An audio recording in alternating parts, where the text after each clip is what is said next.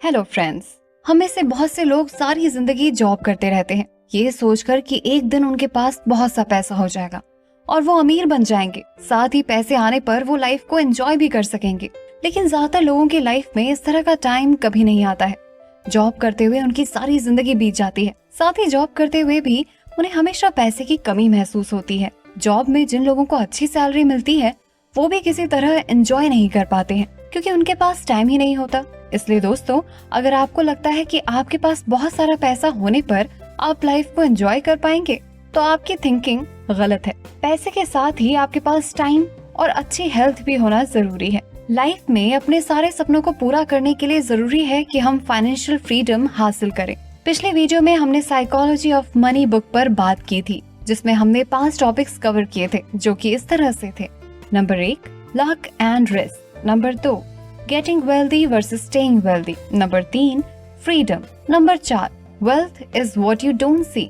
Number 5, save money. आज के video में हम इसी बुक के नेक्स्ट टॉपिक पर बात करेंगे, इसलिए वीडियो को पूरा देखिए।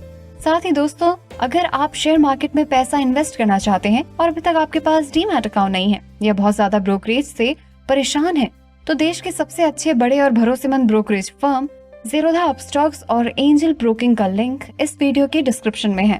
आज ही अपना डीमैट अकाउंट ओपन करें, जहां पर आपका ब्रोकरेज मैक्सिमम 20 रुपए ही लगेगा। इतनी चीपेस्ट ब्रोकरेज रेट और सेफ्टी और कहीं नहीं मिलेगी। तो चलिए स्टार्ट करते हैं। Lesson number 1, no one's crazy. जहाँ तक दुनिया में बुद्धि की बात है तो हर कोई अपने आप को बुद्धिमान समझता है। साथ ही जहाँ पैसे की बात आती है तो ज्यादातर लोगों को लगता है कि वो अपने फाइनेंस को अच्छी तरह से मैनेज करते हैं। इसलिए हम में से कुछ शेयर मार्केट में इन्वेस्ट करते हैं तो कुछ बैंक एफडी में पैसा लगाते हैं। अगर आप दोनों तरह के लोगों से बात करके देखेंगे तो उनके अपने अपने लॉजिक होते हैं। शेयर मार्केट में इन्वेस्ट करने वाले लोग सोचते हैं कि वो ज्यादा रिस्क ले रहे हैं तो उनको ज्यादा रिटर्न भी मिलेगा। वहीं एफडी करने वालों की थिंकिंग होती है कि भले ही उनको रिटर्न कम मिल रहा हो, लेकिन उनका पैसा तो सेफ है। इसी तरह कुछ लोग पैसे कमाने के लिए जॉब करते हैं तो कुछ खुद का काम शुरू करते हैं, वहीं कुछ एंटरप्रेन्योर बन जाते हैं। इसका मतलब है हर किसी की पैसे के बारे में सोच अलग अलग है, लेकिन हर कोई खुद को समझदार समझता है।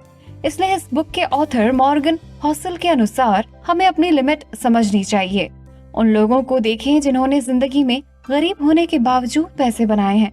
ये समझने की कोशिश करें कि उन्होंने क्या किया है और उनसे इंस्पिरेशन ले। Lesson number 2, never enough. दोस्तों, आपने देखा होगा चाहे सैलरी 10,000 हो या 50,000, लोगों को उनकी सैलरी कम ही लगती है। इस तरह से लोग कितना भी पैसा कमा ले, उनके लिए हमेशा ही थोड़ा रहता है। ये बात भी सच है कि पैसा लोगों का दिमाग खराब कर सकता है। बहुत से अमीर लोगों को उनका पैसा कभी भी इनफ नहीं लगता। महंगी गाड़ियां और बंगले होने के बाद भी वो चाहते हैं कि उनके आइलैंड भी हो। हमें ये देखना होगा कि हमारी क्या जरूरतें हैं, लेकिन मोस्टली लोग पैसे का इस्तेमाल खुद को दूसरे से अलग दिखाने में करते हैं, जो कि गरीबी और बर्बादी का सबसे बड़ा कारण है।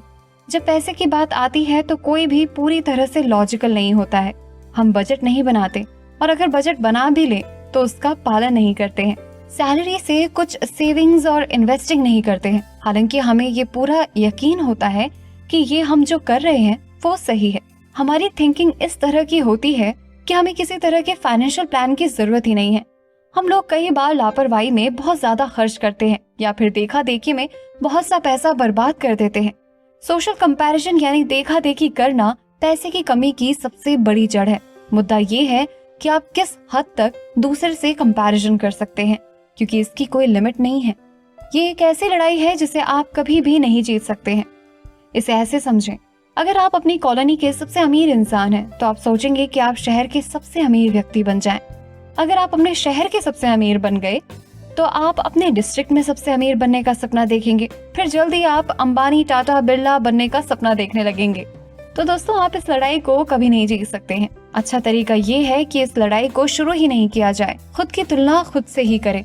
जो आपके पास है और जो आपके पास नहीं है और जिसकी जरूरत नहीं है, उसके लिए रिस्क उठाने का कोई कारण नहीं है। कई चीजें हैं जो कभी भी रिस्क में डालने लायक नहीं होती हैं, चाहे होने वाला प्रॉफिट कुछ भी हो। दोस्तों, जहाँ तक पैसे की बात आती है, आपको अपना फाइनेंशियल प्लान बना लेना चाहिए। ये तय करें कि आप कितने पैसे में शानदार लाइफ को एंजॉय कर सकते हैं। ज्यादा लालच में कोई ऐसा काम ना करें जिससे आप बदनाम हो जाएं। आप हर रोज अखबारों में ऐसे सरकारी कर्मचारियों के बारे में पढ़ते होंगे जो केवल 1000-2000 रुपए की रिश्वत लेते पकड़े जाते हैं। फिर उनकी अब तक की सारी काली कमाई का पता लगता है। ऐसी कमाई जिसको उन्होंने कभी एंजॉय नहीं किया, जो लॉकर में पड़ी रहती है। बदनामी के साथ उन्हें सजा भी होती है। इसलिए हर आदमी को एक गोल बनाना चाहिए कि मैं लाइफ में इतना पैसा कमाऊंगा, मॉरल प्रिंसिपल्स के साथ रहूंगा और चैरिटी करूंगा। इस तरह से हमारा पैसा अपने आप ही बढ़ता चला जाएगा, क्योंकि जो चीज हम दूसरे को देते हैं वही चीज हमारे पास लौट कर आती है। लेसन नंबर 3, यू पे अ प्राइस फॉर एवरीथिंग। मान लो आपको कोई मोबाइल खरीदना है जिसकी प्राइस 50,000 रुपए है, तो आपके पास 3 ऑप्शंस हैं। पहला, अभी 50,000 रुपए पे कर मोबाइल खरीद लो। दूसरा, अगर आपके पास इतने पैसे नहीं हैं तो कोई सेकंड हैंड मोबाइल खरीद लें। तीसरा, आप किसी का मोबाइल चुरा लें। दोस्तों, 99.99% लोग मोबाइल चुराने वाले ऑप्शन नहीं चुनेंगे, क्योंकि हो सकता है कि वो मोबाइल चुराने में सफल हो जाएं और फिलहाल कोई मोबाइल मिल भी जाए, लेकिन इस चोरी के कारण उन्हें फ्यूचर में प्रॉब्लम हो सकती है।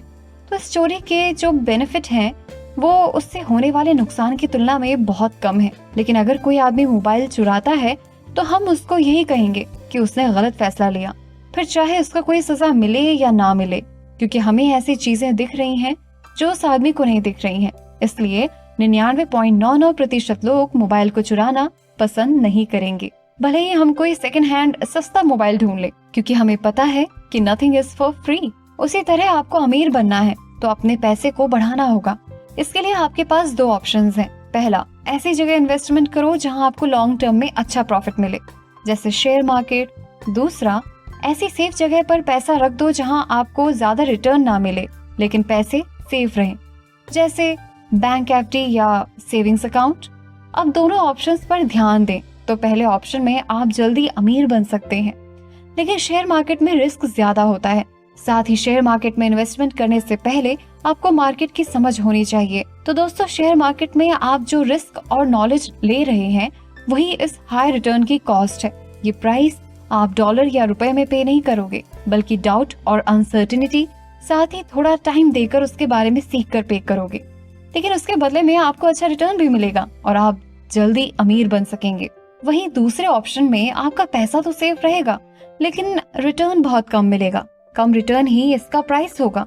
तो इस तरह के ऑप्शन में आप खराब रिटर्न्स लेकर इसका प्राइस पे करते हो। लेकिन दोस्तों, यहाँ सबसे सरप्राइज कर देने वाली बात ये है कि मैक्सिमम लोग दूसरा वाला ऑप्शन ही चुनते हैं, जिसको इस बुक के ऑथर मोबाइल चुराने जैसा ऑप्शन मानते हैं। मोस्टली लोग अपने घर, गाड़ी और दूसरों को शो ऑफ में बहुत सारा पैसा खर्च करते हैं, लेकिन खुद की फाइनेंशियल बुद्धि के लिए कुछ भी खर्च नहीं करते हैं, क्योंकि अपने आप पर इन्वेस्ट करने का प्राइस उन्हें क्लियरली नहीं दिख रहा है, जबकि कार, घर और दिखावे के सामान आराम से दिखाई देते हैं। ये उसी तरह से है जिस तरह से मोबाइल चोरी करने वाले को अभी तो ये सस्ता आसान नजर आ रहा है, लेकिन फ्यूचर में होने वाली दिक्कत उसे नहीं दिखाई दे रही है। जब आप लग्जरी की चीजें सबसे पहले खरीदते हैं तो कुछ टाइम के लिए तो आप अमीर दिखते हैं, लेकिन जल्द ही आपको इन लग्जरी की चीजों की भारी कीमत चुकानी पड़ती है।